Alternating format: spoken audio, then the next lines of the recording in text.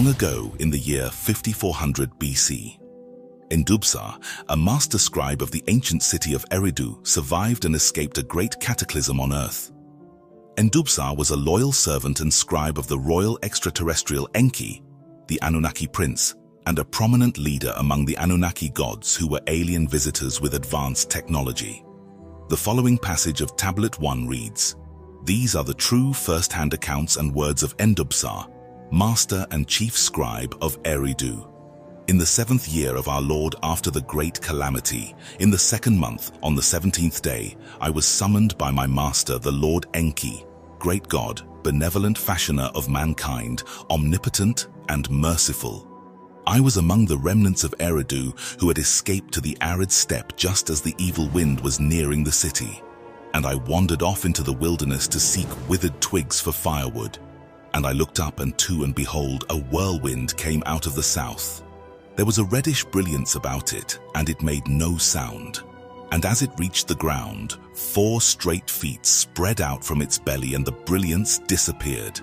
And I threw myself to the ground and prostrated myself, for I knew that it was a divine vision. And when I lifted my eyes, there were 2 divine emissaries standing near me. And they had the faces of men, and their garments were sparkling like burnished brass. And they called me by name and spoke to me, saying, 'You are summoned by the great Lord God 🀭🀾. Fear not, for you are blessed. And we are here to take you aloft and carry you unto his retreat in the land of 𒀭🀾, on the island amidst the river of 𒀭🀾, where the sluices are.' And as they spoke, the whirlwind lifted itself as a fiery chariot and was gone. And they took me by my hands, each one grasping me by one hand. And they lifted me and carried me swiftly between the earth and the heavens, as the eagle soars. And I could see the land, the waters, the plains, and the mountains. Then they let me down on the island, at the gateway of the great God's abode. And the moment they let go of my hands, a brilliance as I had never seen before engulfed and overwhelmed me, and I collapsed on the ground as though voided of the spirit of life. My life senses returned to me, as if awakened from the deepest sleep by the sound of the calling of my name. I was in some kind of an enclosure. It was dark, but there was also an aura. Then my name was called again, by the deepest of voices, and although I could hear it, I could not tell whence the voice came, nor could I see whoever it was that spoke. And I said, 'Here I am.' Then the voice said to me, '🀭🀾💾, offspring of Adapa, I have chosen you to be my scribe, that you write down my words on the tablets.' And all at once there appeared a glowing in one part of the enclosure. And I saw a place arranged like a scribal workplace, a scribe's table and a scribe's stool, and there were finely shaped stones upon the table. But I saw no clay tablets, nor containers of wet clay, and there lay upon the table only one stylus, and it glistened in the glowing as no reed stylus ever did. And the voice spoke up again, saying, '🀭🀾💾, son of Eridu city, my faithful servant, I am your Lord 🀭🀾. I have summoned you to write down my words, for I am much distraught by what has befallen mankind by the great calamity. It is my wish to record the true course of the events, to let gods and men alike know that my hands are clean. Not since the great and first flood had such a calamity befallen the gods and the earthlings. But the great flood was destined to happen, not so the great calamity. This one need not have happened. It could have been prevented, and I, 🀭🀾, did all I could to prevent it. Alas, I failed. In the future shall it be judged, for at the end of days a day of judgment for my people there shall be. It is for this reason that I will tell the true account of the beginnings and of the prior times and of the olden times, for in the past the future lies hidden. For 40 days and 40 nights shall I speak, and you will write. 40 shall be the count of the days and the nights of your task here, for 40 is my sacred number among the gods. For 40 days and 40 nights you shall neither eat nor drink.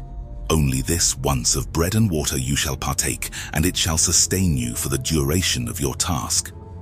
And the voice paused, and all at once there appeared a glowing in another part of the enclosure. And I saw a table, and upon it a plate and a cup. And I rose up there too, and there was bread on the plate and water in the cup. And the voice of the great Lord 𒀭🀾 spoke up again, saying, 🀭🀾🉾, eat the bread and drink the water, and be sustained for 40 days and 40 nights. And I did as directed. And thereafter the voice directed me to sit myself at the scribble table, and the glowing there intensified. I could see neither door nor aperture where I was, yet the glowing was as strong as the midday sun. And the voice said, 🀭🀾🉾 the scribe, what do you see? And I looked and saw the glowing raid upon the table, and the stones and the stylus.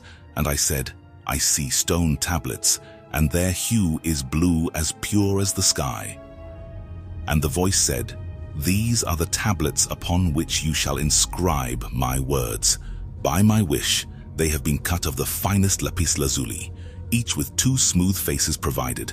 And the stylus you see is a god's handiwork, its handle made of electrum and its tip of divine crystal. It shall firmly fit in your hand, and what you shall engrave with it shall be as easy as marking upon wet clay. In 2 columns you shall inscribe the front face. In 2 columns you shall inscribe the back of each stone tablet.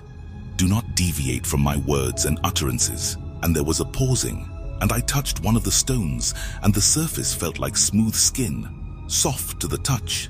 And I picked up the holy stylus, and it felt like a feather in my hand. And then the Greek god 𒀭🀾 began to speak, and I began to write down his words exactly as he had spoken them. At times his voice was strong, at times almost a whisper. At times there was joy or pride in his voice, and at times pain or agony.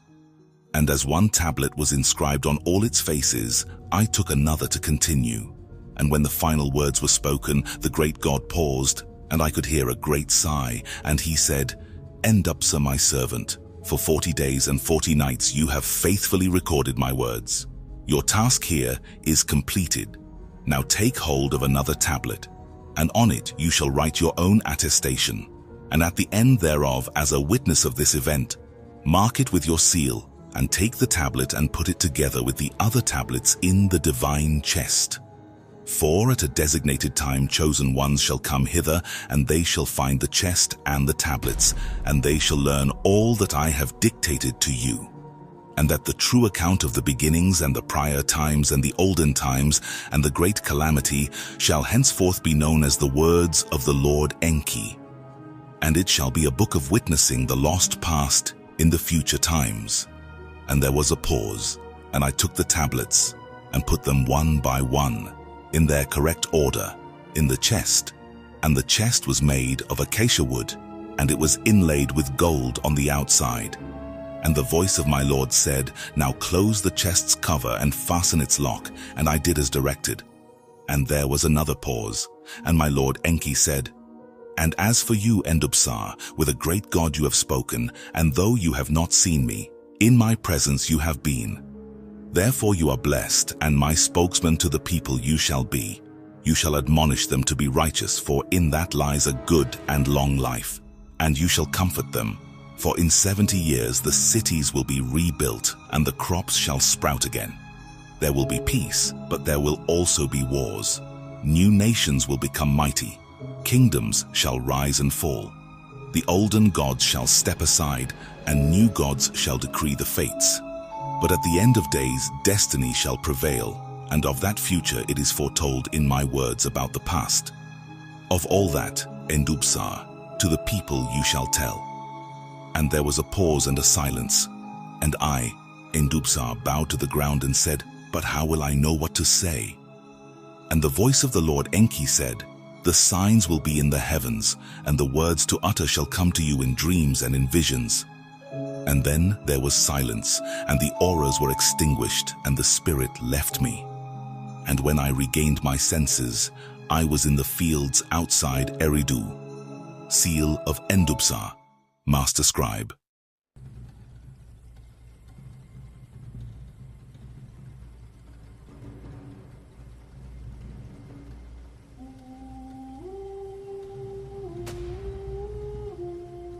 These are the words of the Lord 🀭🀾, firstborn son of Anu, who reigns on Nibiru. Here is the account of the prior times and olden times. a history and overview of the Anunnaki Atlantean civilization and the chronicles to Earth that occurred. Long ago, before the prior times was the beginning. After the prior times were the olden times. In the olden times, the gods came to Earth and engineered the Earthlings. In the prior times, none of the gods were on Earth, nor were the Earthlings yet engineered. In the prior times, the abode of the gods was on their own planet, Nibiru its name, a great wide orbiting planet, reddish in radiance, creating an extended orbit around the sun. There are times that Nibiru is involved in cold, and other times that the bright sun shines again.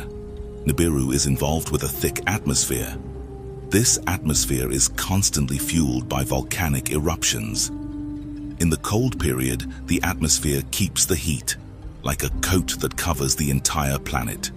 In the warm period, the atmosphere protects Nibiru. In the middle periods, between heat and cold times, the rains gain strength, offering consistency to lakes and rivers. Nibiru is covered in lush vegetation that feeds and protects the atmosphere.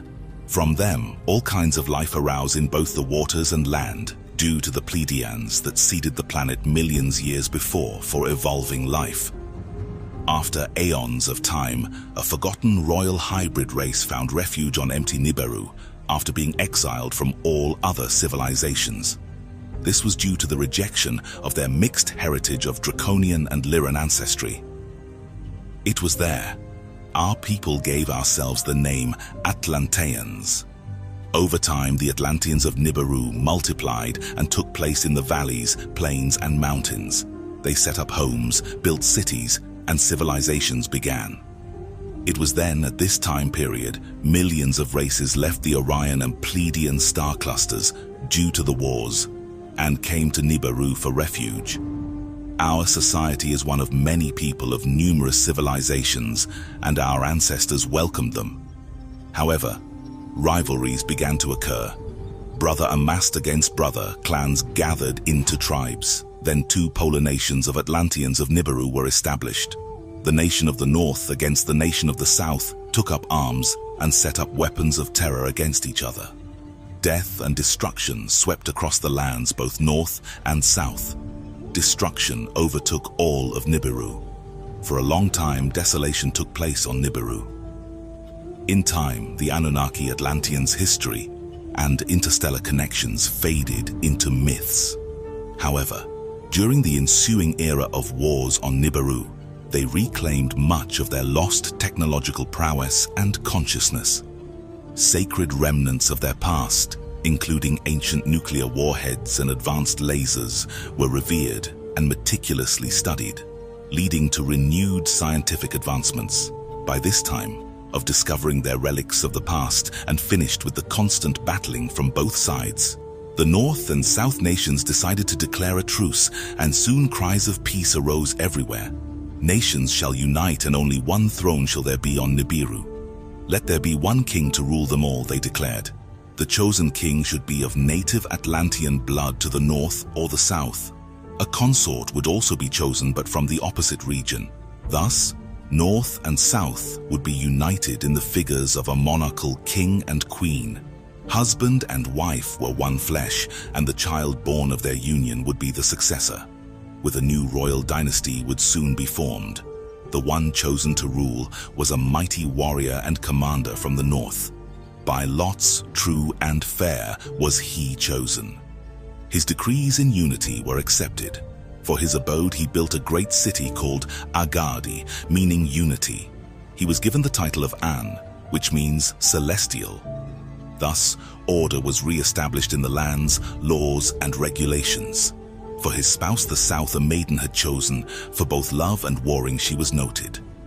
Antu was her royal title, the leader who is An's spouse, the given name meant.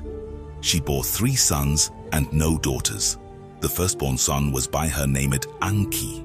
Anki remained alone on the throne, even though the concubines who came to the palace did not bear him children. Thus, the dynasty that had just begun was interrupted as soon as he died. The middle son, though not the firstborn, was named the rightful heir. he received the title of Anib, which means the one in the middle, to justify his position among the brothers. Anib married Ninib, which means the Lady of Ib. Together they had a son named Anshargal, the successor to the throne and the fourth of the kings to rule Nibiru. His wife was his half-sister Kishargal. Of his reign had been the greatest legacy. His intention and goals was to unify the people. And he did it when the northern feast and the southern feast that served everyone. It was in the reign of Anshargal and Kishargal that the law of husband and wife, and of sons and of daughters, was created. These customs of the first tribes of Nibiru were established to be followed. The law had been written. It stated that a woman should be chosen as an official wife, and this was the first wife. From the many wars, females greatly outnumbered the males. Decrees were made. One male was to have more than one female. By law, one wife as official spouse would be chosen. She would be known as the first wife. By law, the firstborn son would be his father's successor. Confusions, disputes, and wars did not take long to be created. If the firstborn son was not from the first wife's, but the second son was who would be the legitimate heir. In Anshargal's reign, concubines were once again brought into the royal palace. And so, the concubines had sons and daughters. Sometime later, the legitimate wife Kishargal had a son. By law, the son of Anshargal and Kishargal was the rightful heir, though not the firstborn. Kishargal, his mother, Anshargal's true and lawful wife, shouted angrily, "If according to the laws my son of a firstborn wife is deprived of the succession, do not let the double seed be neglected. Although from different mothers, the king and I are descended from the same father, the king before him. I am the king's half-sister, and from me the king is also half-brother. So my son has the double seed of our father, Anib. Let, in succession, the law of the seed over the law of marriage prevail. Let, in succession, the son of a half-sister, whenever he is born, rise above others in succession." And Anshargal the king decided as Kishargal, his wife and half-sister, had said. Their son, though not the firstborn, was proclaimed the next king. The law of seed had been adopted for succession, and thus the divergence between lawful wife and concubine had been decided. The new king was given the title of Anshar, the fifth on Nibiru's throne. Anshar took his half-sister named Kishar as his wife, and so, even if Anshar had children by the concubines, the rightful heir would be the son of the king and queen. During his reign, Nibiru's fields reduced their harvests, and much of the food source lost their abundance. From cycle to cycle, from Shah to Shah, the problems grew more and more. In time, sages and scholars had been called to investigate what was happening. Some said it had happened before, and on that time it was happening again. That was Nibiru's destiny, they said. Others concluded that a hole had appeared in the atmosphere, and that volcanoes no longer erupted as before, which made the air more tenuous, and Nibiru's protective shield considerably reduced its level of efficiency. Under these conditions, the sixth king had assumed the throne. Enshar was his name, son of Anshar and Kishar, and his name meant noble master of the Shah. Enshar studied rigorously and looked for an answer in other planets and atmospheres. He gave the planets different names, honoring their ancestors and kings before him. Enshar named the region near the sun the Hammered Bracelet and announced that the region was protected from intruders by various asteroids. Enshar continued studying, looking for a salvation for the people of Nibiru. But from Shah to Shah, which is 3,000 Earth years each, the hole grew more and more. The scholars on their councils discussed what to do, but there seemed to be no solution. Someone had pronounced the idea to try artificially stimulate volcanoes to produce new eruptions to resolve the hole in the atmosphere. Nevertheless, on Enshar's reign, the hole only grew. It felt like some kind of curse. The rains did not occur, the winds blew stronger, and the springs did not emerge. As his first wife, Enshar's half-sister and Queen Ninshar did not bear any children. Then by a concubine of Enshar, a son was born. The firstborn son he was. By Ninshar, first wife and half-sister, a son was not brought forth. By the law of succession, The concubine's son the throne ascended. The seventh to reign he was. 🀭🀭 was his royal name. In the dwelling place fashioned was its meaning. In the house of concubines, not in the palace, was he indeed conceived. As his spouse a maiden from his youth beloved 🀭 he chose as his selected first wife, and not a wife by seed. 𝑑auru was her royal name. Confusion then took place. In the royal palace, children were not heirs and wives were not half-sisters. As if this fact were not enough, sons and daughters of the king were not even born. The royal confusion had spread far and wide, like the hole in Nibiru's atmosphere that grew more and more. Desperate 𝑑auru, the seventh seed of An, along with his wife 𝑑auru, decided to adopt a boy. They named him Lama and pronounced him the rightful heir, who was subsequently made king. Sages and scholars eventually came to a solution to the new king, Lahma. Gold, they shouted to King Lahma, the only element that is durable and non-corrosive. If ground to a fine powder, pulverized in the air, it could become suspended, and thus the gap could close, offering the necessary protection. Gold, the sages said, was abundant near the hammered bracelet of the Milky Way galaxy quadrant. And from this moment on, advanced and massive technological spaceships began to be built. Another group suggested the use of weapons of terror, launching missiles at volcanoes to stimulate their atmosphere. But Lahma, the king of Nibiru, did not take action. And then Nibiru counted one Shah. And then another Shah. Conflicts stretched across the kingdom. Food and water were scarce. At the royal court, sages came and went, but the king did not listen to advisors and sages, only to his wife, Lahama. The third and fourth Shah passed, and the count already reached 14,400 years, if we counted Earth's time. Let us supplicate for the Creator of all. Let's plead with the Creator of all instead of acting, advised the king's wife. But the people, the sages, and the advisors were desperate. Something needed to be done. We need a decision, a definition, said the crowd in protest. And it was a prince of ancient heritage who first touched weapons and begun a rebellion against Lama. He announced that a new time had arrived and urged others to follow him. The prince's name was Alalu and was the eldest of the 4 princes. Lama shall no longer be the king, said Alalu. From now on, I will be king. We shall attack Lama and make him leave the throne. The other princes followed, and a chase began inside the great palace. Finally, at the Tower of Nibiru, Alalu found Lama and faced him in a battle of which only one of the 2 would be alive. The warrior Alalu won the battle and killed Lama. Then he proclaimed himself the king, beyond any advisor or law. Alalu is now the new king. The priests and sages announced. Alalu was not wrong. Lama was at least an adopted son of one of the generations of An, and a new time had begun. Who was Alalu? Was he a legal heir? Was he firstborn? By what right did he usurp? Was he not a kingslayer? Before the 7 who judges, Alalu was summoned, his fate to be considered. Before the 7 who judge, Alalu spread his pleas. Though neither legal heir nor a firstborn, a son of royal seed indeed he still was. Of 𝑒🀭💾💾, I am descended, before the judges he claimed. Via concubine, my ancestor was born to him. Alam was his name. By the count of Shahs, Alam was the firstborn. The throne to him was belonged.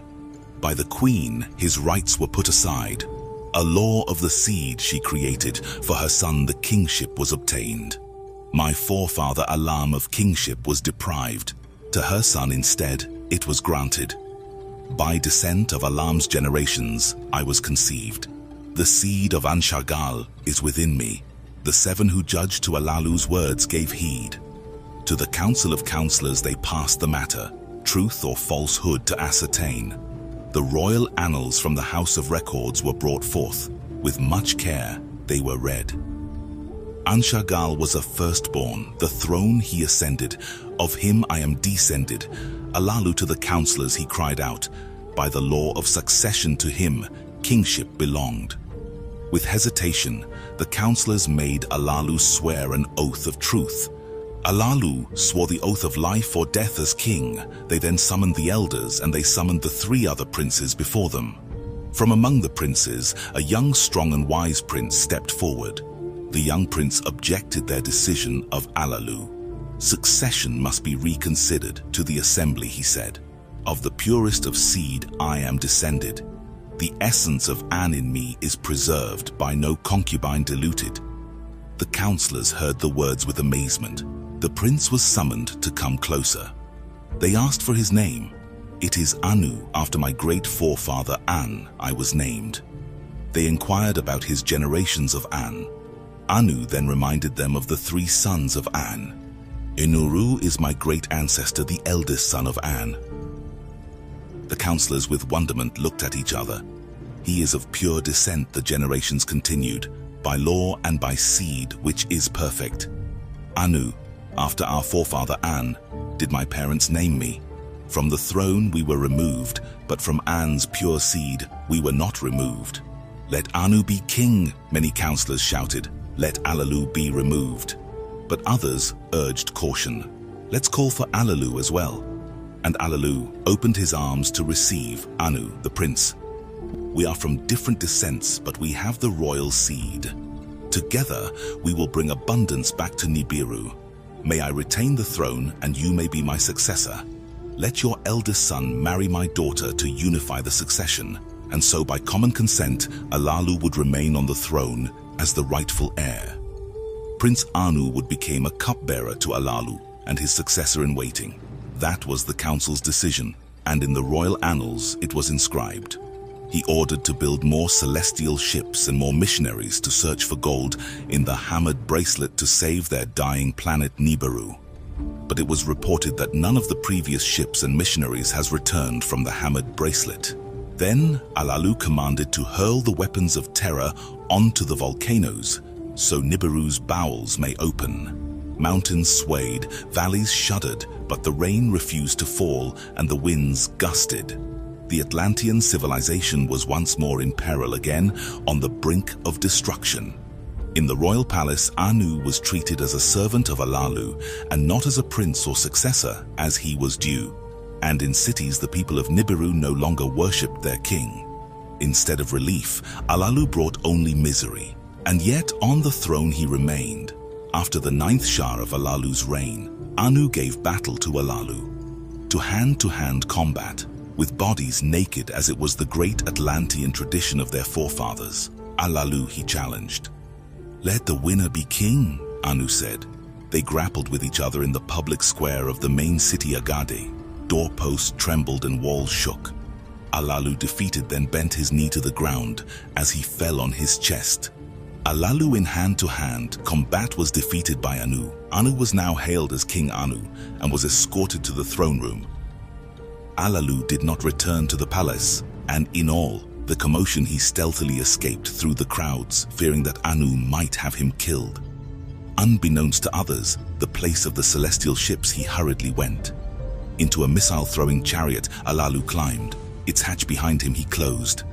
The forepart of the cabin chamber he entered, then to commander's seat he occupied. That which shows the way he lit up. With bluish aura the chamber filled. The firestones he stirred up, their hum-like music was enthralling. The chariot's great cracker he enlivened, a reddish brilliance it was casting. Unbeknownst to others, in the celestial boat, Alalu from Nibiru escaped. To a snow-hued planet called Ki, known today as Earth, Alalu set his course. By a secret from the beginning, he chose this destination. On Nibiru, exile was certain for Alalu, and his death likely. High above, in the safety of his celestial ship, Alalu watched the planet Nibiru. It was a gigantic sphere suspended in the void. The fire of eruptions, even if more tenuous, flickered, offering an exuberant glow. The radiance of its mighty fullness was the beauty of the skies of other worlds. Like an eagle, Alalu scanned the skies, admiring the beauty of the planet that gave him life. Then, controlling his celestial ship, Alalu turned to the vastness of the outer realms of space with Nibiru at his back. On one side, the darkness of space lay. On the other, the giant volcanic eruptions disappeared into the Great Dark Sea. Thus, the planets and atmospheres that King 🀭🀭 had once studied and named after the ancestors became visibly to Alalu. Little Gaga, known as Pluto, offered its welcome. Then the celestial Antu, the bluish and sparkling planet known as Neptune, made itself felt, offering a good omen with its exuberant hue due to its pure waters. Enchanted by the beauty but following his course, Alalu found Uranus, the planet dedicated to An, with a blue-green glow. But his fate took the course of the first prince of heaven, Ansha. The rings were beautiful and resplendent and seemed to bewitch the celestial ship. Alalu appreciated the rings of the extraordinary planet that would later be named Saturn by humanity. But suddenly, a bad omen had weighed on his heart. A gigantic shadow prevented him from enjoying the far-sighted sun, plunging his entire ship into an icy twilight.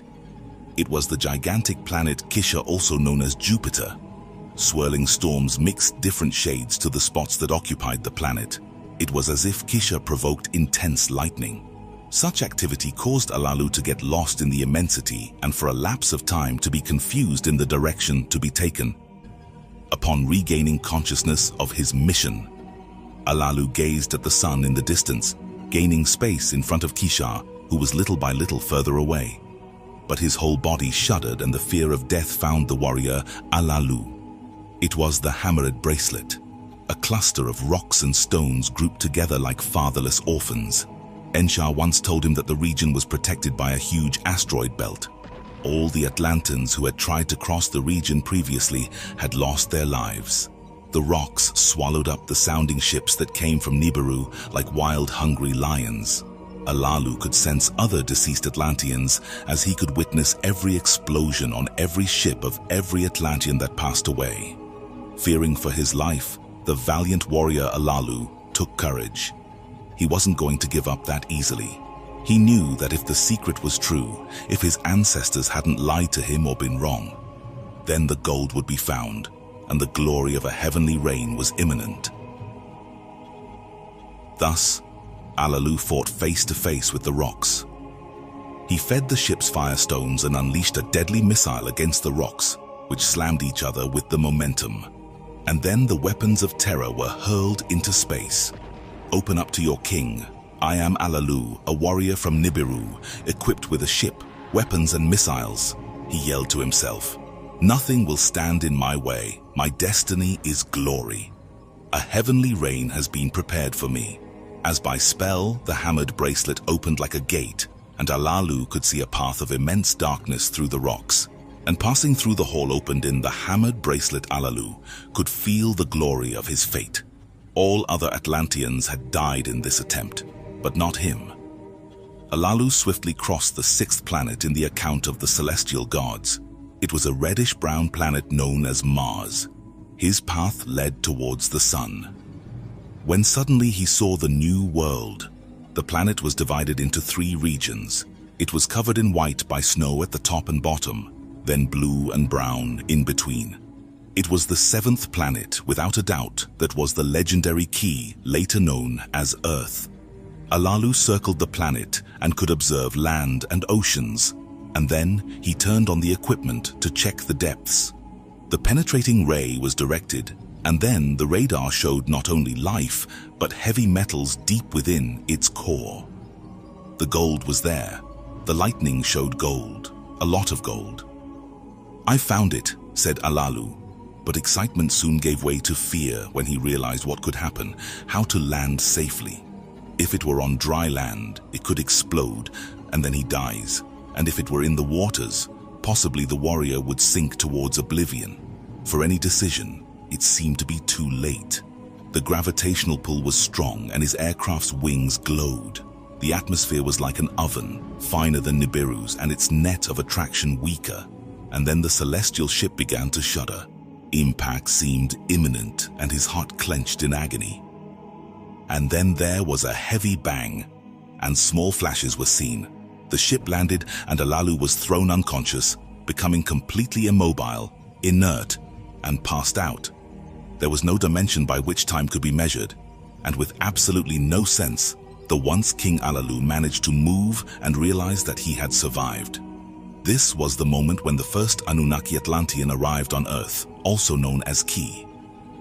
Regaining full consciousness, Alalu beheld that his ship had come down on dry land on the edge of wide marshes. Alalu opened the door of his ship. He observed the soil he was on and took his first steps on the beautiful, alluring planet. He walked among the waters of the marshland and shivered with the cold. He realized that he was a lone traveler, possibly exiled forever from Nibiru. In the new world, no one had received him, and so, there too, he was alone. He pondered his family, his reign, the battle with Anu, the dangers he had faced, and the hammered bracelet. Was he exiled from Nibiru forever? His once home seemed farther than ever before. Anguish gripped his chest, and then he returned to the ship to feed and drink from stored replenishments. That's when a deep sleep overcame him, a powerful lethargy that sent him to sleep, and once again unconsciousness found him. Alalu had fallen asleep while his thoughts were lost in all history and all he knew. Alalu had been properly trained and prepared before his reign. He had been among the great commanders and the wise scholars since childhood. Anyone who thought that Alalu was just a supporting actor in this story was wrong. Alalu had learned much from his ancestor Anshargal, knowing the heavens and the circuits. By Enshar, his forefather, his knowledge was broadened in a grandiose way, and it was like a profound connoisseur that Alalu remembered conversing with a sage about the secrets of the beginning of Nibiru and the times before them. And this secret that Alalu kept led him to the distant planet beyond the hammered bracelet that would one day be called Earth. A long time ago, before many planets in the Milky Way galaxy came into existence, there was a massive planet named Tiamat in the solar system. It was named after its ruler, the draconian dragon queen, who not only governed the world Tiamat, but also ruled over the entire Orion star system after the Great Orion Wars. It was she who established a connection with a royal hybrid race that had been rejected by most known civilizations in the cosmos. The great and first Atlantean king, Anu of Nibiru, joined forces with Queen Tiamat, leading to the creation of 12 hybrid humanoids. These beings were evenly split between males and females, and they stood heights ranging from 30 to 35 feet tall. They possessed both reptilian and humanoid characteristics, just as the native Atlantean royals. These offspring, entrusted to An and their descendants, became known as most of the Igigi, the titanic workforce class of Nibiru. However, their peaceful union did not endure, leading to a conflict between the Atlanteans of Nibiru and the dragon queen Tiamat. Tiamat gave birth to her son, Kingu, and raised him to fight in her reptilian army of 50 to 60-foot-tall dragon-human hybrids, pitting them against the 10-14-foot-tall Atlanteans. Tiamat, who ruled over all the planets in the solar system, granted her son Kingu 2 celestial gifts for his leadership role.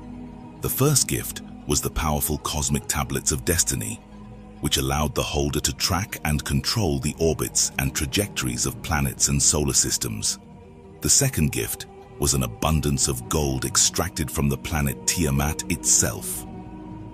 During the celestial battles, Nibiru's main mothership unleashed immensely powerful blows and evil winds upon the planet Tiamat, ultimately obliterating it entirely. Queen Tiamat and Kingu emerged unharmed, but the planet's other half was separated, forming a distinct planet now known as Ki, or Earth. The debris and rocks from this event created what we now call the asteroid belt, or the hammered bracelet. Initially, the planet Ki was abundant with gold, a valuable resource to the Anunnaki Atlanteans. Over time, it became a legendary myth among the Atlantean people, and this was the secret from the beginning and the Battle of the Gods, which Alalu knew all. Finding gold at the hammered bracelet was confirmation. The gold on the hammered bracelet was the hint of gold on top of ancient Tiamat. The secret of the beginning that he had been taught began to show clear signs of its veracity. And it was thus that Alalu awoke not knowing how long he had slept. The escape from Nibiru was just the beginning of a new story, a new time, and a new world. Taken of courage, Alalu arose, perceiving a luminosity out of his ship, such as he had never seen on Nibiru. It was the sun. Alalu stretched and gauged over the ship and tested the planet's air. It was compatible. Then, he opened the ship's door, and with the hatches open, he breathed the air deeply. And then again. Ki's air was undoubtedly compatible. Then, without protective suit, Alalu descended from his ship. The light was too bright and the sun's rays were overwhelming. He had to go back and put a mask to protect his eyes, and he took the opportunity to equip himself with a gun with a collector. He stepped onto the dark ground and walked into the swamp.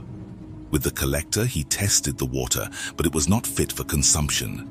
The waters were murky, dark and greenish, and there was one more important detail that his eyes glimpsed. There were fish, a lot of fishes. Alalu went towards the hills. He passed among the vegetation and appreciated the bushes that gave way to trees full of fruit. Then he took one of its fruits and put it in his mouth. The taste was sweet. Walking on his feet, it was possible to feel the moisture. He then walked towards a pond of silent waters. Once again, he inserted the collector into the waters, but this time it was different. It was possible to drink the water.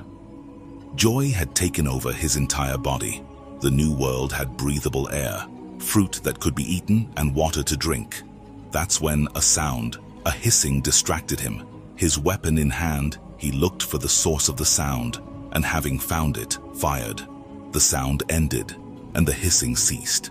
Then he saw a body that was motionless, lying dead. The creature had fierce eyes in its small head, and out of its mouth stuck out a huge tongue.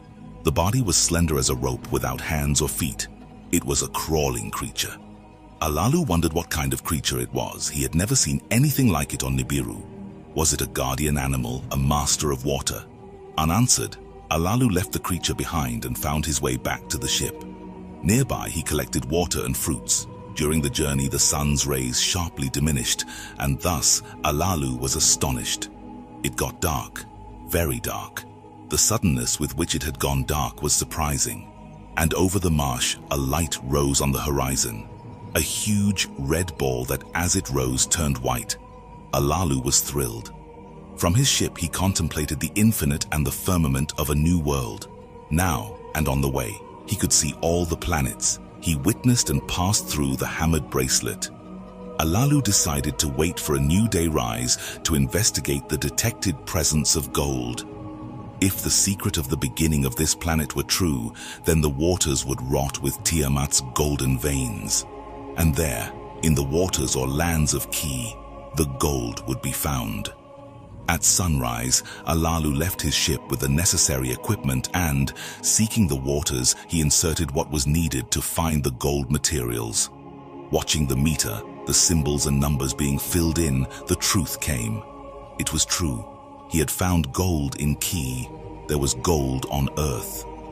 Taken back in enthusiasm that did not belong to him, Alalu entered his ship in a hurry, and in his possession was a radio communication device.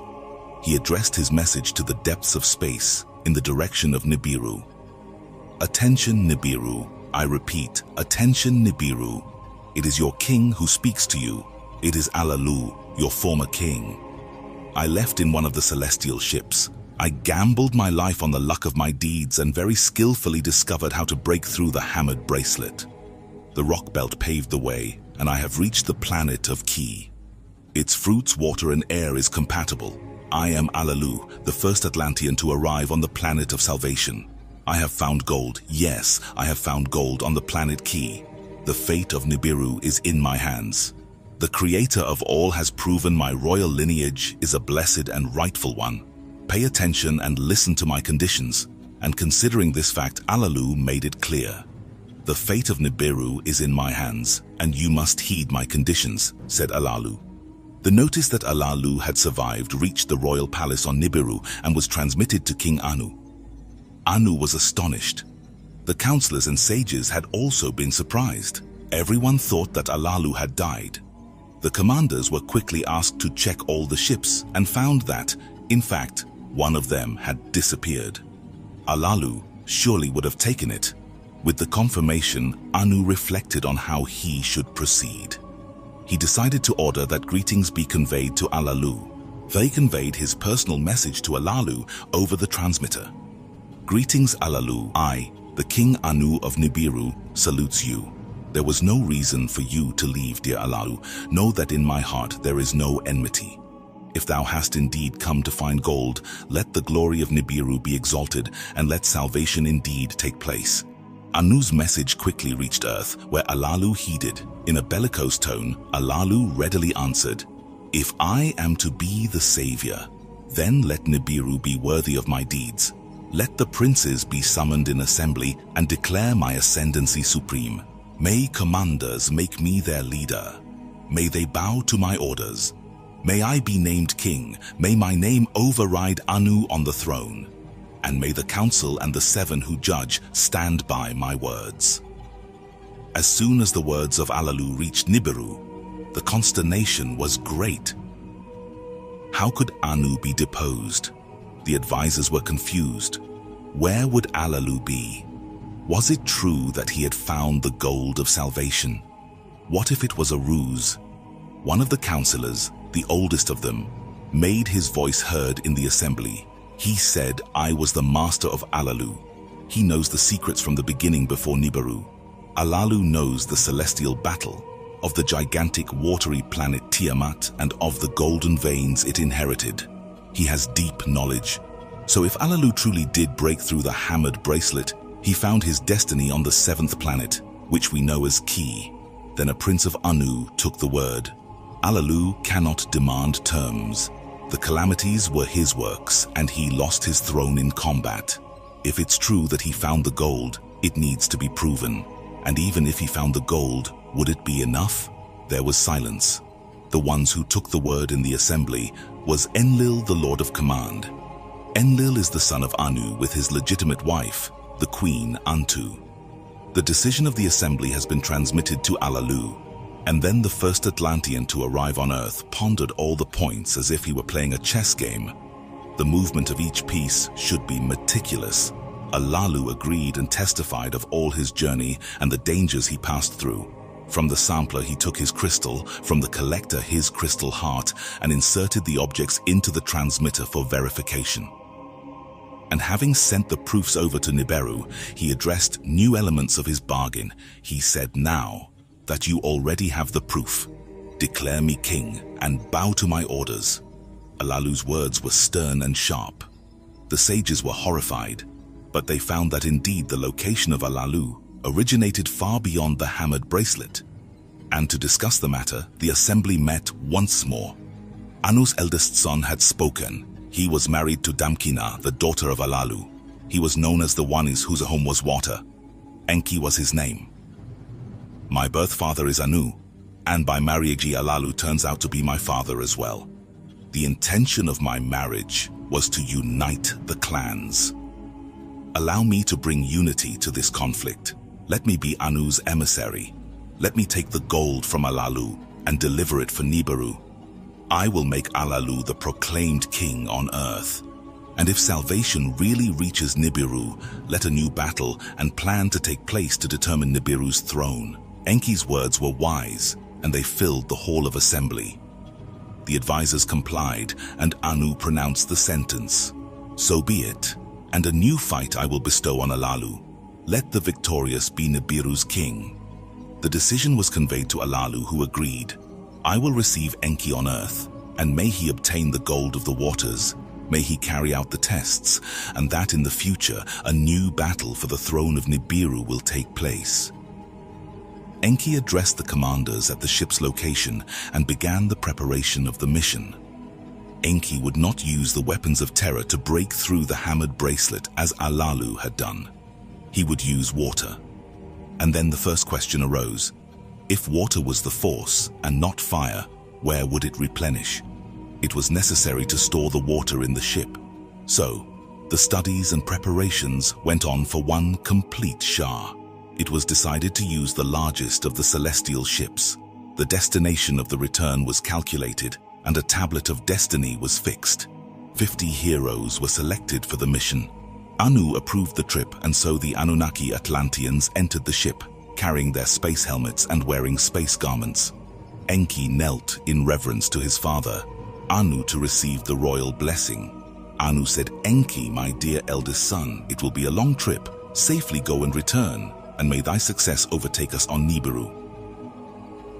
Ninul, his mother, and Damkina, his wife, also bid farewell to Enki, who was the last to join the celestial ship's departure. Then Anzu, which name means he who knows the heavens, was Enki's first commander and pilot of the ship. Anzu lifted the gigantic craft over Nibiru's skies, beginning the mission that would soon reach Ki, also known as Earth. The ship respectfully passed all the planets that honored Nibiru's royalty until it found the fearsome and challenging Hamid bracelet. The mission was carefully calculated and prepared, so with jets of water and not with the weapons of terror as Alalu had done. It would smoothly remove the gigantic rocks of the asteroid belt. The whoops of joy as the Hamid bracelet erupted were euphoric, but soon gave way to apprehension. Anzu sounded the alarm. To clear a path between the rocks, more water than planned had been used. There would be no water to feed the ship's flaming stones for the rest of the journey. At the head of the gigantic Atlantean ship was Lamu, the red planet that would later be called Mars. Anzu, the skilled pilot, slowed the ship and rounded the edge of a lake, landing onto the planet Mars. Together, Enki and Anzu donned their space helmets and descended to solid ground. A water-sucking pipe was ordered to draw water from the lake into the ship, and it was done. With the ship resupplied, once again the sky giant departed with its final destination addressed to planet Earth. And as soon as they approached Earth and the transmitting signal from Alalu was picked up, they could see the oceans and the dry land contrasting with the tones of snow in the two-thirds of the planet. But as they got closer, they noticed the strong attraction of the planet and the weight of the snow for landing in the swampy region. Anzu circled the entire planet once more, seeking the ship's deceleration and closer proximity to the ground. And finally, the gigantic ship descended on the waters of the Earth. That's when a message reached the ship. Alalu said, "Welcome to the land." The gigantic ship took the signal, and Anzu floated the spaceship towards Alalu's coordinates. "Quick," said Alalu, "make haste." Anzu ordered all Anunnaki on board to put their space garments on. The ship's door opened and the heroes descended from the ship. Enki, however, was left without a spacesuit. His heart was beating like a drum. He dived and swam freely in the water and could feel that the waters were deep and much deeper than he imagined it. As soon as he reached the bank, he saw Alalu, who embraced him and said, "Welcome, my son-in-law. Welcome to a new world." And then, as the heroes moved, Alalu greeted each one and bid them welcome. Enki said to the rest of the Anunnaki, "Here on Earth, I am the commander. We've come a long way for an important mission. The future of Nibiru is in our hands. It's a life or death mission. Let's get to work." Anzu, convey to the king, my father, the good news of our arrival on the planet. Soon the sky turned reddish, orange and darkened. Alalu explained, "A night on Earth is far shorter than you can imagine. Let's take the opportunity to rest. Before you can imagine, the sun will herald a new day." And so, night came, and a new day dawned. And with the new day, Enki offered specific tasks to some of the Atlantean crew. Engur would be tasked as the Lord of Fresh Waters, Enkimdu, in charge of the ditch and the dikes, Enbilulu to the command of the swamps. And having known the fruits which his vizier Izimud could distinguish, Enki charged Guru to see for growing food. So the camps were erected, ditches and dikes were built.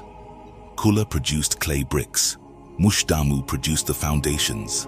Enosag studied the serpents and slithering snakes, and Ulmash checked the animals of the waters and the birds of the air, classifying and studying them. Then 6 days had passed.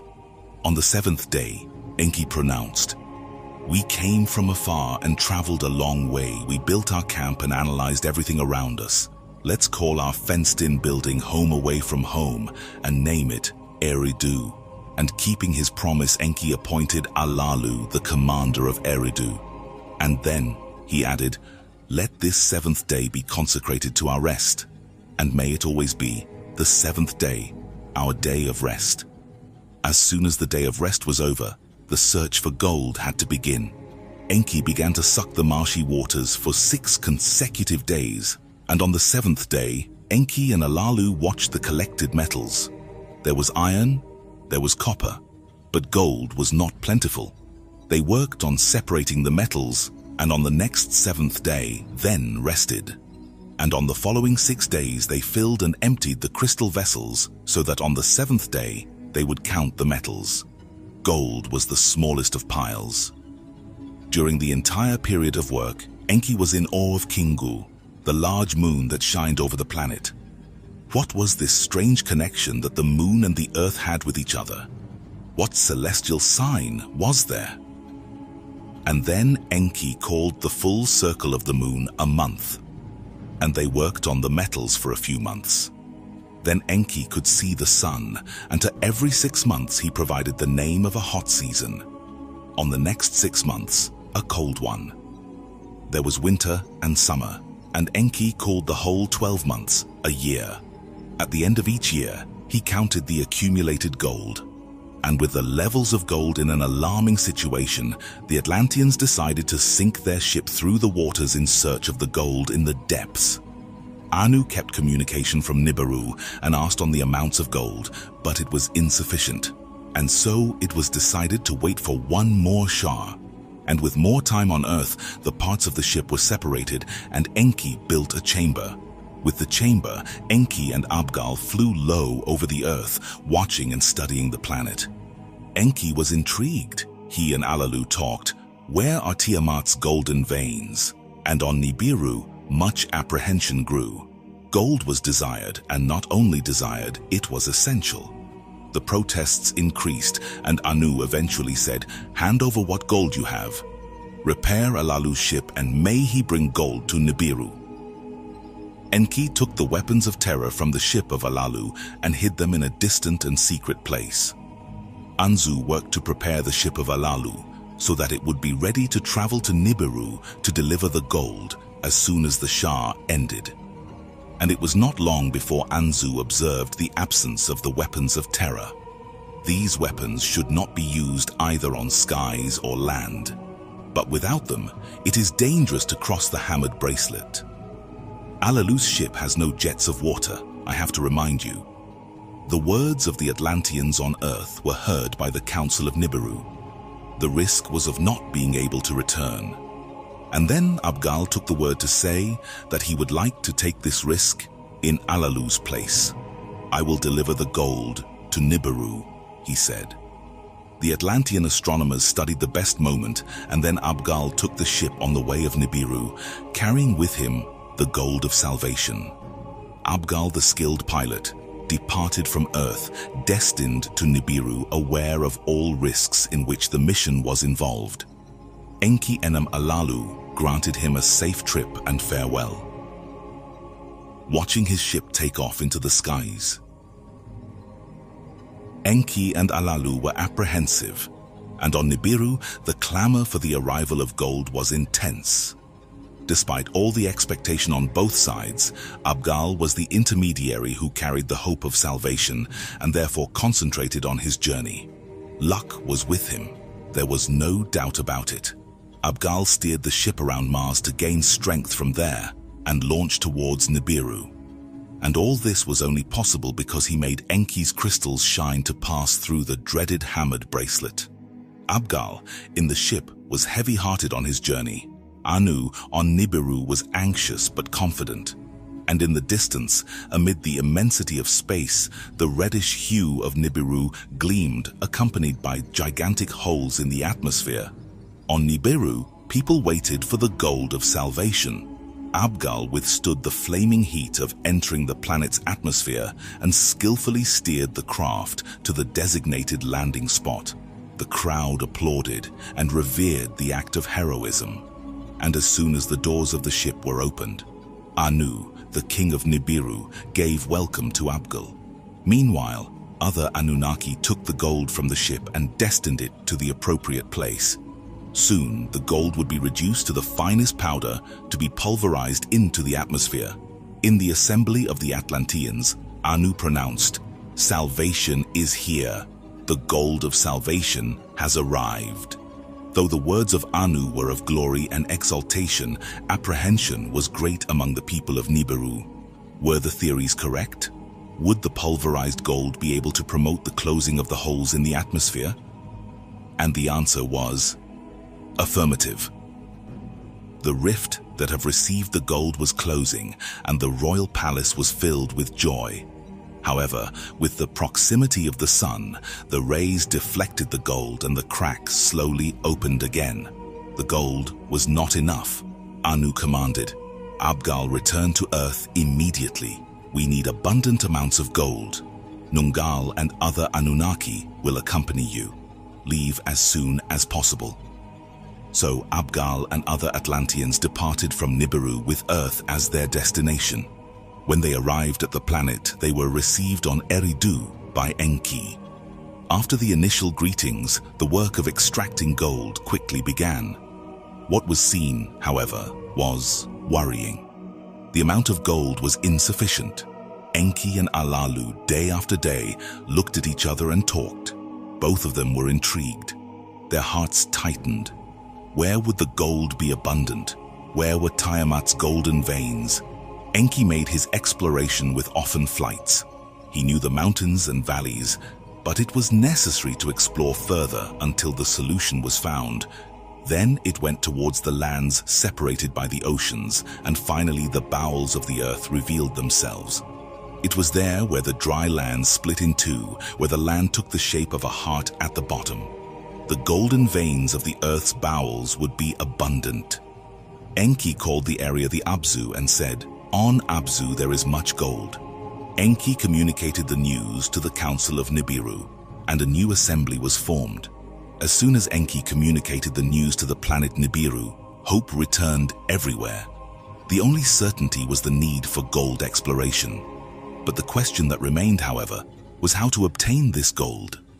And in the assembly of Nibiru, 🀭🀾's half-brother Enlil spoke. First was Alalu and then 🀭🀾. Everyone waits for salvation from Shah to Shah.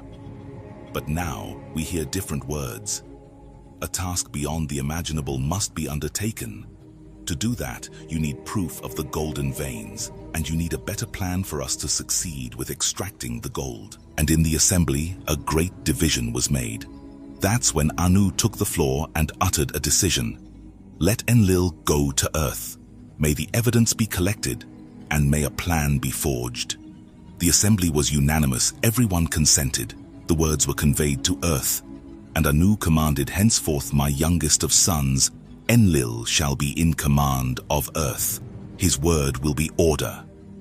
And then Enlil began his preparations to start his mission to Earth, accompanied by the female Lieutenant Chief Al-Algar. As soon as Enlil arrived on Earth, he had been received by his brother 🀭🀾, who embraced him warmly, welcoming his younger brother. Alalu, however, was not so warm in his welcome, beckoning with simple words. The rest of the Atlantean crew were anxiously awaiting for Enlil, and finally, they could begin their work. The new Earth's mission commander ordered the small ships assembled for exploration. 🀭🀾 and 🀭🀾 took a ship to show the way across the Abzu, while Enlil and Al-Algar followed in another spacecraft. They tested the soil of Abzu and discovered gold, but with a lot of sand and rocks. And so they returned to Eridu. In Eridu, Enlil took the floor and said that a new mission would begin. Enlil described a great plan and proposed a great mission. Enlil explained that Eridu had to be enlarged and the 🀭🀾, the Atlantean giant workforce, would be brought from Nibiru. It was necessary to find new settlements. With this, the gold would be collected and then separated from the mixture. Then it would be transported in celestial ships from Earth to Mars, and finally, Nibiru. The plan was very detailed and seemed effective, but Enki and Alalu looked at each other. Enki questioned who will command the settlements, who will be in Abzu. Then Alalu added, who will command the new Eridu and who will supervise the settlements. Anzu then took the floor to question, who will command the ships and the landing place. Enlil was quick and concise in his reply, let Anu come to Earth and let him make the decisions himself. And so it was done. Nungal was chosen as its pilot, and together Anu and Nungal departed from Nibiru, destined to Earth. Enki provided boats to receive the king from the celestial ship that landed on the water. And as soon as he saw Anu, his father, he bowed towards him, and Anu embraced him, saying, my dear son, my eldest son. Then Anu traveled to Eridu, where he was received by Enlil, Alalu, and the other Atlanteans who received the royalty of Nibiru, now on Earth. Enlil received his father warmly and respectfully. Alalu received Anu hesitantly, but as one receives a close friend. A dinner was served in honor to the king of Nibiru, who retired to the cabin prepared by Enki soon after.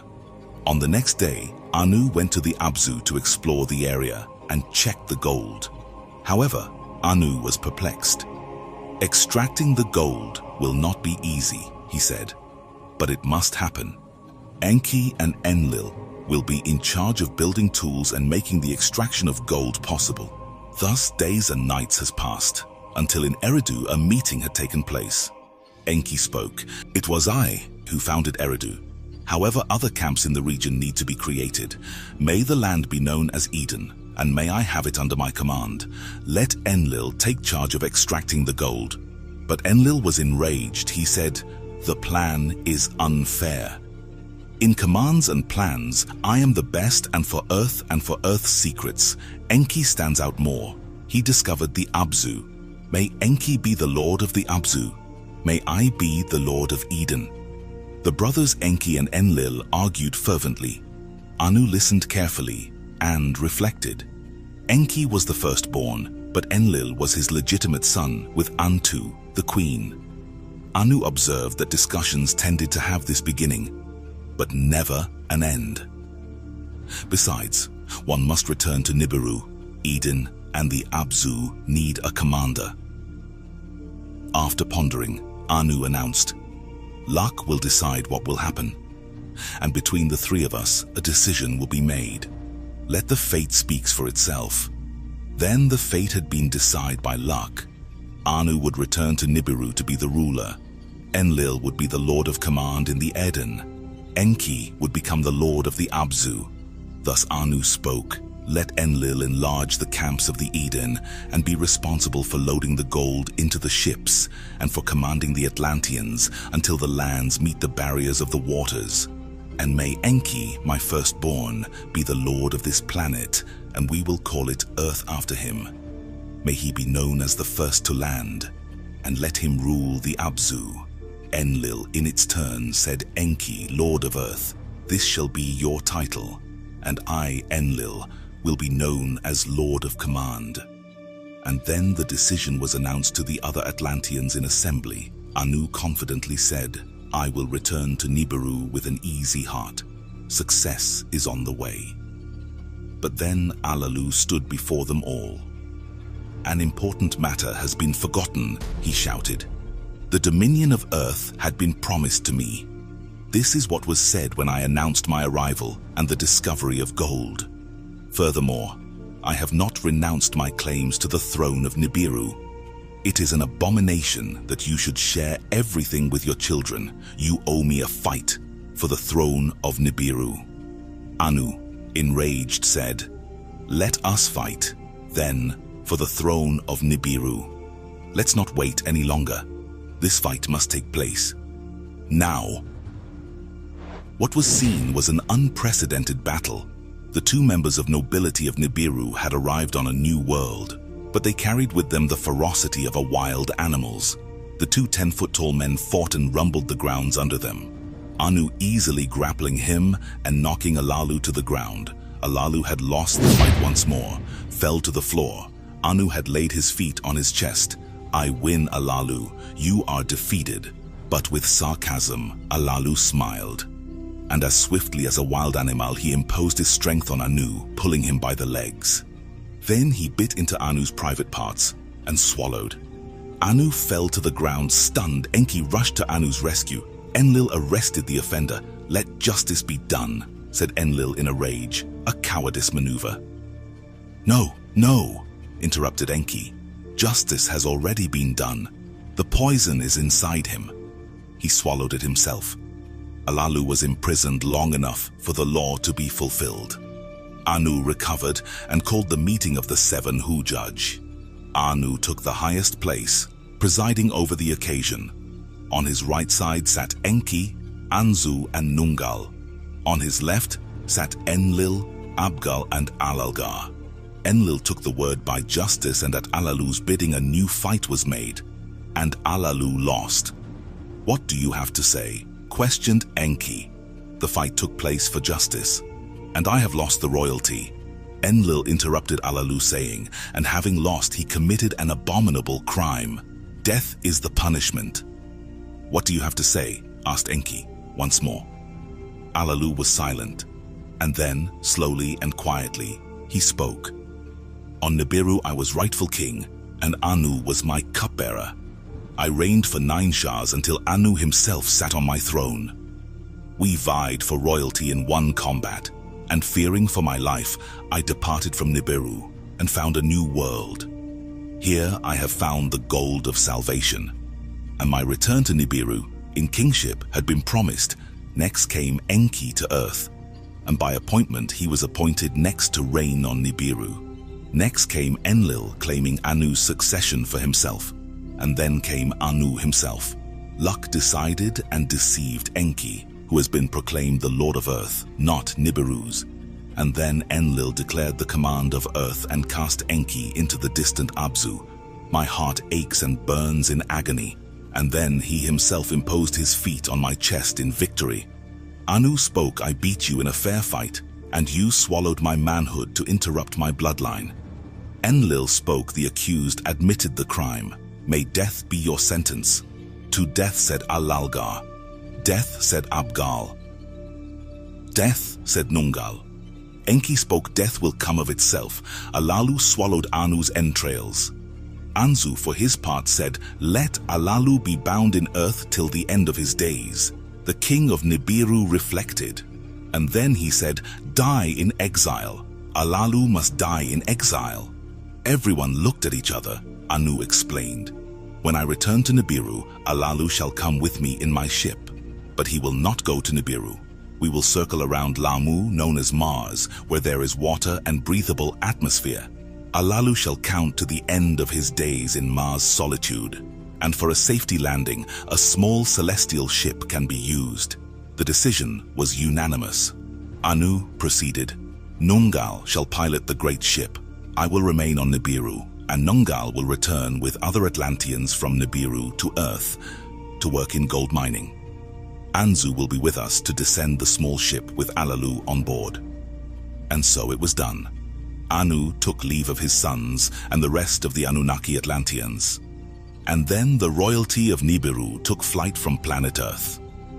Approaching Mars, Alalu was sent into exile, and in the vicinity of the Red Planet, Anzu said to Anu, "I will not return with the small celestial ship. I will land with Alalu on Mars, and I will stay with him. When he dies from the poison in his entrails, I will bury him as a king deserves.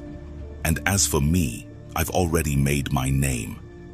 Others will say about my name that I was the companion of a king in exile. I have seen and will see things that others will not have seen on a strange planet, facing things unknown. My name will be remembered as a hero." Alalu was in tears. Anu was amazed. And then he uttered, "I lift my hand upon you, O Anzu, and I swear this oath to thee. On the next journey, a ship will circle Mars and land before your presence. If I find you alive, you will be proclaimed the Lord of Mars. And when a station is established in Mars, you will be the commander." Anzu nodded in thanks and agreement, and the preparations for the installation in the small ship began. They were provided with supplies and space garments with eagle-like helmets. Then the ship left towards Lamu, disappearing on the horizon. For 9 Shahs, Alalu was the king of Nibiru. For 8 Shahs, he commanded Eridu on Earth. And on the 9th Shah, he overcame fortune and met death on Mars. On Earth, a long discussion took place until the next steps were defined. Enki asked Alalgar to oversee Eridu, and he went to the Abzu, where he designed technological equipment to pierce the bowels of the Earth. He sent the plans to Nibiru for the engineers to build. Enlil, in Eden, surveyed the activities and numbered the mountains, valleys, rivers, and plains. Enlil then took delight in the snow-capped mountains of the north of the Eden, and then he began to prepare a platform for the celestial ships he wished for himself. Meanwhile, the royal ship traversed space towards Nibiru. Anu was received with feasting, and he gave instructions to everyone. Intermediate stations needs to be created. The first on Mars and the second on the Earth's moon should be considered. He organized new studies of all the planets and predicted a caravan of celestial ships from Nibiru to Earth, and from Earth to Nibiru, tracing different routes. He created a new class of spaceships and selected new Atlanteans known as Igigi, who were to learn and train for the mission. He transmitted the plans to Enki and Enlil on Earth and received the blueprints to build the equipment for the team of engineers from Enki. Then, a new mission left Nibiru for Earth. There was 50 heroes, and this time it carried chosen women of Nibiru. Ninharsag, the exalted princess, half-sister of Enki and Enlil, also daughter of Anu, was a part of the new crew to the Earth. Ninharsag was skilled in the arts of medicine and knew how to care for illness. Ninharsag had heard of the vertigo caused by the sun and the Earth's rotational cycle that was hurting much of the Atlantean heroes. For that reason, she prepared a cure. The mission from Nibiru encircled Mars as promised by Anu. Upon approaching the land, they found Anzu near a river, lifeless. That's when Ninharsag pushed everyone else aside and began to act. She took the pulsator device out of her bag and pointed it at Anzu's heart. Then she took the emitter out of the bag and directed the life-giving emissions of its crystals to Anzu's body. 60 times Ninharsag directed the pulsator and emitter towards Anzu, and the 60th time Anzu opened his eyes and moved his lips. Ninharsag poured the water of life over him and moistened his lips with it. Then she placed the food of life in his mouth, and so the miracle occurred. Anzu rose from the dead. Recovering from unconsciousness, he told of Alalu's last moments and how he prepared his funeral and covered the mountain that rose from the plain with stones. Then the Atlanteans carved the face of Alalu upon the rocky mountain and left the face uncovered on Mars. Ninharsag said, "Let Alalu's face eternally behold the land where he found gold. And as for you, Anzu, King Anu, my father, commanded the promise for you to be fulfilled. 20 men will accompany you here on Mars, and a way station must be built. Spaceships will leave Earth and arrive here loaded with gold. The gold stored here will be collected by celestial ships that will carry the gold to Nibiru. Anzu, you are now deemed the commander of Mars. My life belongs to you, O Ninharsag," the great lady said Anzu. "My gratitude to Anu knows no bounds." And then the celestial ship that carried Ninharsag and other Atlanteans departed from Mars and towards Earth. So Anzu and other Atlanteans remained on Mars with the intention of creating an intermediary way station. Meanwhile, the gigantic ship was heading towards Earth, observing the moon and analyzing the possibility of another way station there. Nungal led the ship to the ditch in the waters closest to Eridu, where they disembarked on a pier built by Enlil. Vessels were no longer needed. Enki and Enlil welcomed their sister Ninharsag. She told them all the news. What happened on Nibiru and the death of Alalu, the survival of Anzu on Mars, and the construction of the way station. Enki expressed his approval, and Enlil was perplexed. Ninhursag said, "Our father Anu's decisions are unalterable. It's his word." And another news. "I brought relief from the sprouted illness. I brought the seeds of healing." From her pouch, Ninhursag drew the seeds. They would be planted, and after their growth a juice could be made. "Our people must drink this juice, and then all diseases will go away," said Ninhursag. "But these seeds must be sown in a warm and cool place. They need heat and water to feed." "Come to the ship," Enlil said to Ninhursag. "I know the perfect spot for it."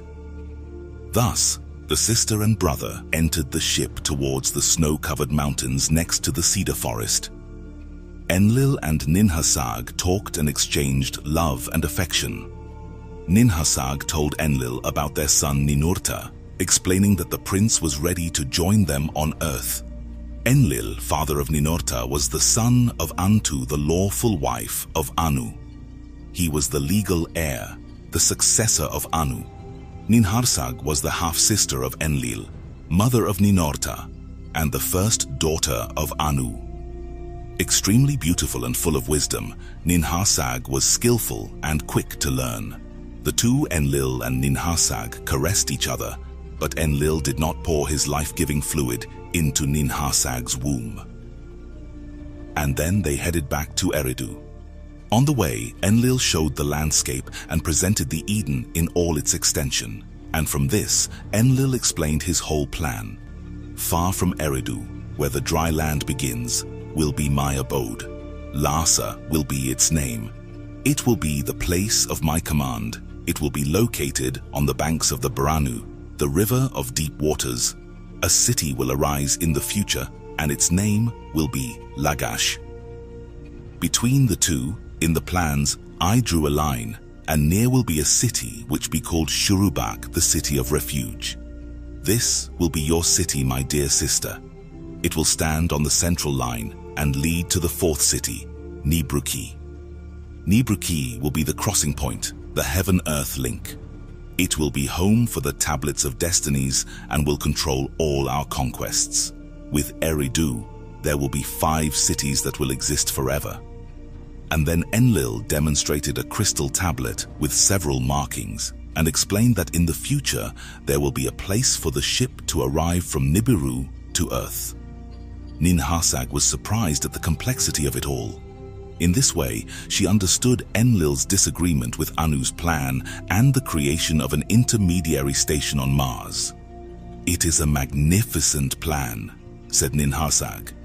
She was visibly emotional. Enlil's plan contemplated the creation of a city for her. It would be the healing city, a healing station. "But," warned Ninhursag, "do not transgress your father beyond this plan.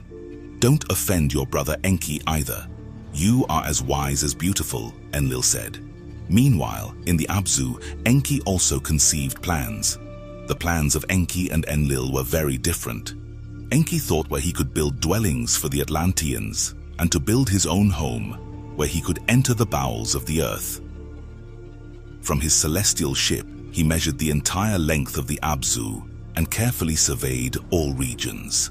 The Abzu was a land far away and beyond the waters of the Eden, a rich and perfect land. There were rivers that crossed the region with enormous flow of water. Enki built his abode besides running pure waters, in the midst of the Abzu. In this land, Enki determined the place of the deep so that the Atlanteans could access the bowels and core of the earth. Thus, through interior tunnels, they could discover the golden veins. He installed the equipment to crush the extracted gold. Then, they would be transported in celestial ships and taken to the landing place in the Cedar Mountains. And from their spacer ships, they would transport the gold to the way station on Mars. And so, several extraterrestrials arrived on the planet. Some went to the Eden under Lord Enlil's responsibility, others to the Abzu with Lord Enki, and others were directed to 🀭🀭💾 with Princess Ninhursag. On 🀭🀭💾, the heaven-earth link, Enlil grouped and commanded all missions there from the heavens in the sky. Enki traveled between Eridu and the Abzu constantly, overseeing all activities.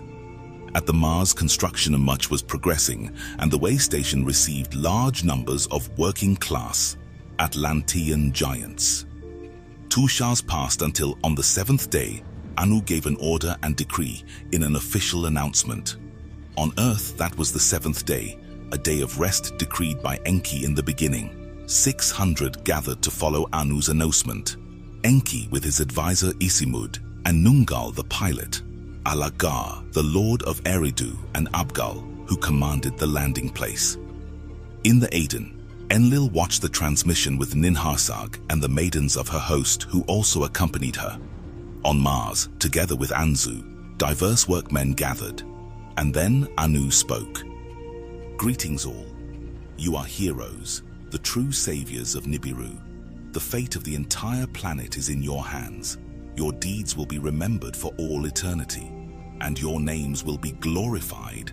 From now on, those on Earth will be called the Anunnaki, meaning those who from heaven to earth came, and for those who are on Mars shall be called Igigi, those who observe and see they shall be.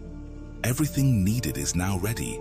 Let the gold begin to arrive, and let Nibiru be saved. But Anu, in the distance on Nibiru, could not foresee the approaching of confusion that would come. Starting with the dilemma of his own children. It all started long before the arrival of the Anunnaki on Earth. Enki was the eldest son of Anu, but he was not, however, the legitimate heir, as he was the son of a concubine. Ninharsag, the eldest daughter, had been chosen by Anu to marry her older brother Enki, his eldest son. Thus, the firstborn of the two would have double seed and be the legal successor. However, Ninharsag was in love with the other half-brother, Enlil.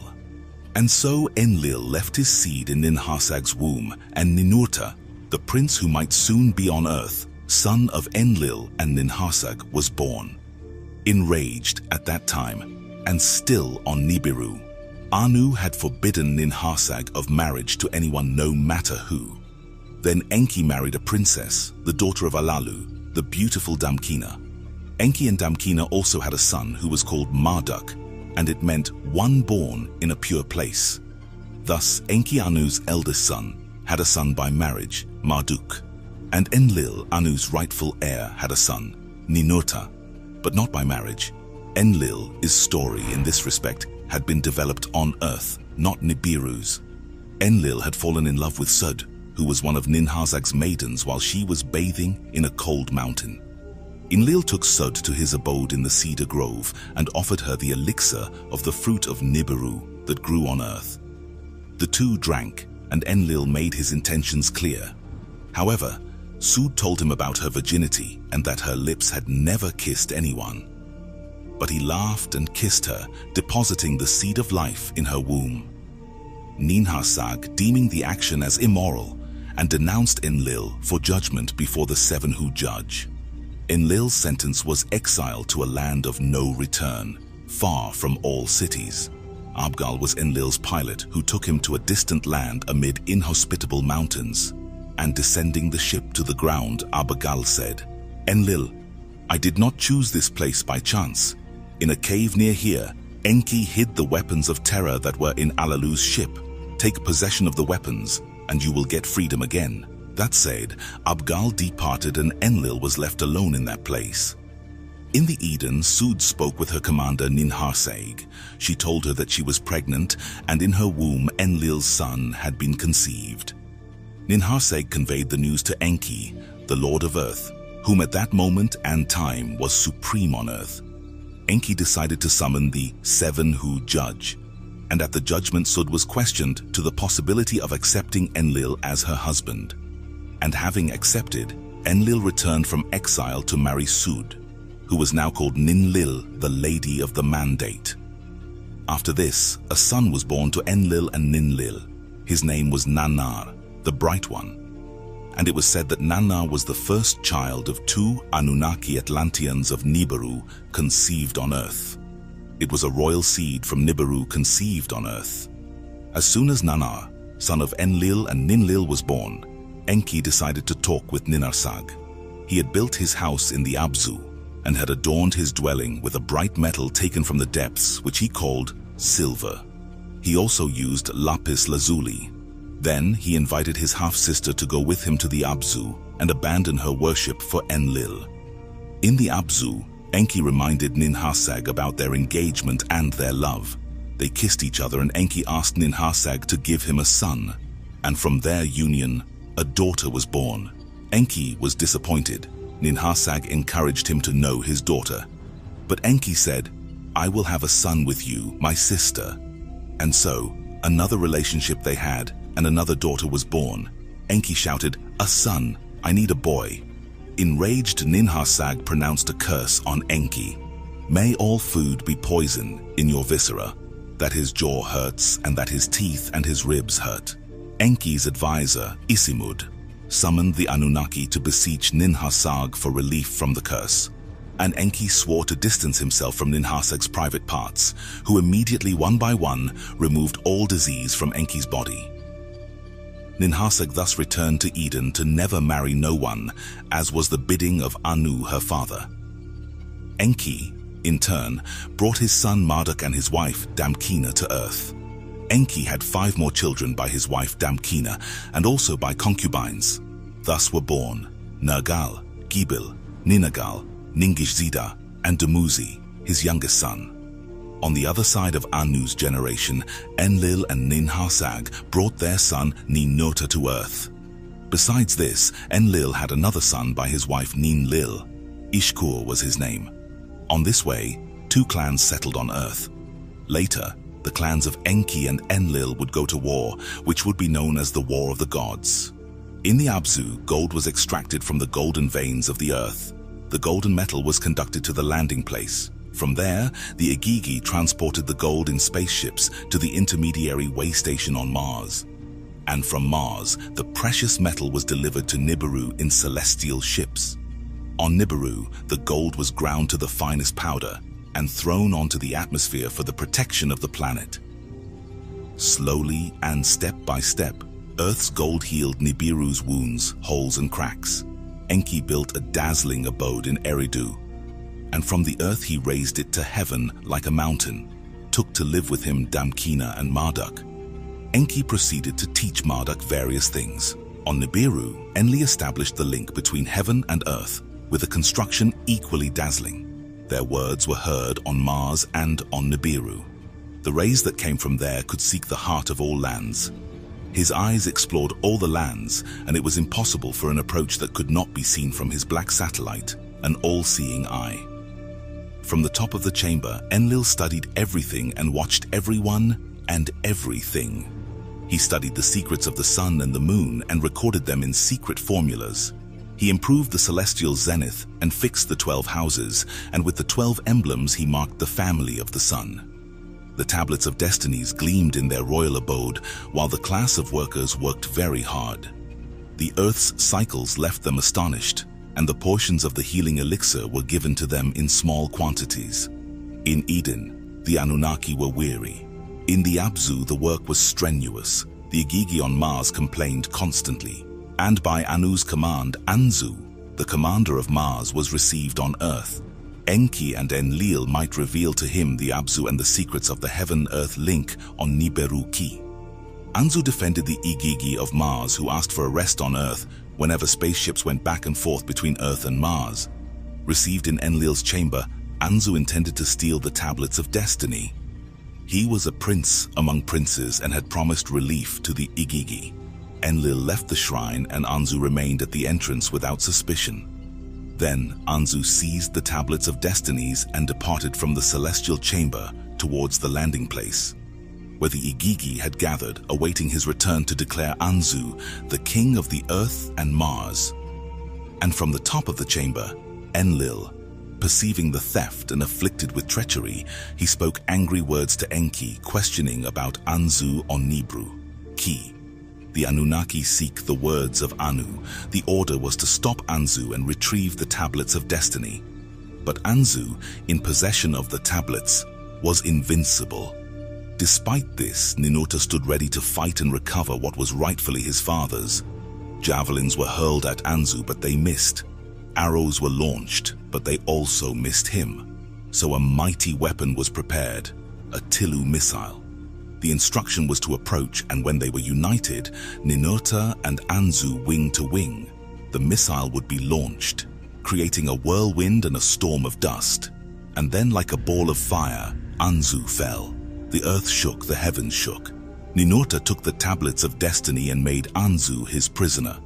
Quickly, Ninurta was applauded at the landing place, and the Anunnaki who had been taken prisoner had been freed. And before the judges, Anzu was sentenced to death. Then the fluid of life of Anzu had extinguished. Ninurta said, "Leave your body to the vultures." And Enki answered, "Lead Anzu's body to Mars, that it may be buried beside Alalu. The same ancestral seed they both possess. Let Marduk, my son, conduct Anzu's corpse and let him abide there, that he may become Mars' new commander." Meanwhile, on Earth, Enki and Enlil discussed changes to avoid confusion. Ninurta, who was an expert in the interiorities of planets, suggested a new city of metal for new shipments to be made. Thus, those who were weary could return to Nibiru and new Anunnaki could come to Earth in their place. In this way, in the Eden, new construction began, and it took 3 Shahs until the city of 𒀭🀾💾 be created. Ninurta, who had given the suggestion, was the first commander. In this way, the flow of gold to Nibiru was easier and faster. Those who were on Earth and Mars, many of them returned to Nibiru. Alalga, Abgal and Nungal were among them. Received as heroes, the inhabitants of the planet Nibiru, especially the younger ones, wanted to participate in the missions and mainly wanted the emotions. They did not know what great calamities there were on Earth, on Mars, and in the heavens. In 𒀭🀾💾, gold was smelted and refined, and then sent to Mars in spaceships. Pure gold was carried from Lahmu to Mars in celestial ships. And as Ninurta had conceived, gold flowed from Abzu to Nibiru. However, what was not noticed was the malaise of the newly arrived Anunnaki. Enki turned his attention to other matters in the Abzu and could not see what was happening. So Enki created a new complex called the House of Life and invited his son Ningish-Zida, who is known in the Egyptian pantheon as Thoth, to work with him. Enki was especially curious of some living creatures that lived among the tall trees and used their front paws as hands. It was in the tall grasses of the steppes that strange creatures could be seen that seemed to walk upright. The secrets of life and death were carefully studied by Enki. The House of Life was in the Abzu, and it had all manner of carefully crafted tools and equipment. Enki was absolutely enchanted and absorbed, fully occupied with his studies. And Ninurta in 𒀭🀾💾 was the first to notice a decrease in gold mining. Enlil sent Ninurta to the Abzu to find out what was happening. Ennugi, the chief officer, accompanied him on the excavations. He had heard the complaints of the Anunnaki 𒀭🀾💾 with his own ears and had told Ninurta of all he'd heard. The work here is unbearable. Ninurta told the matter to Enki, who quickly called for Enlil. The Lord of Command, Enlil, arrived at the Abzu and settled in an abode near the excavations. That's when a group of Anunnaki workers attacked Ennugi, the chief officer of mines. They set fire on their tools and then approached Enlil's abode and home in protest in the middle of the late night in Adam's calendar modern-day South Africa. Kalkal, the gatekeeper, barred the door and summoned Nusku, Enlil's advisor. Nusku called out to the Lord of Command from his bed and said, "My lord, we are surrounded. The Anunnaki workers are here. They protest against the heavy work. Enki and Ninurta were summoned on prompter device." "What is happening?" asked Enlil, waking up from deep sleep. "Who instigated this hostility?" Enlil asked the rebellion. In unison was answered, "We have all of us." Enlil relayed the events to Anu over holographic communication as well, and who quickly replied, "We need the gold. The work cannot stop." Enki pondered. "The work is too heavy, we all know it. The rebellion is not against Enlil, it is against the work." Ennugi, the chief mines officer, was freed and consulted. He said, "Since the heat on Earth increased, work is unbearable, intolerable." Ninurta said, "Let the rebels return to Nibiru, and may other Anunnaki come in their place." Enlil asked Enki, "Is it possible to create new tools for the Anunnaki to avoid the tunnels. Enki said, "Call my son 🀭🀭🉾💾, also known as Thoth. I must speak with him." And after they had talked, Enki announced, "There is a possible solution. Let's create a primitive worker. Lulu will be its name. And may this new being carry the hard work of the Anunnaki on its shoulders." Anunnaki royals were speechless. Who had thought of a similar solution? Would anyone have thought? And so they called to 🀭🀭🉾, who was skilled in medicine, genetics, and aid. 🀭🀭🉾 answered, "I never heard of anything like it.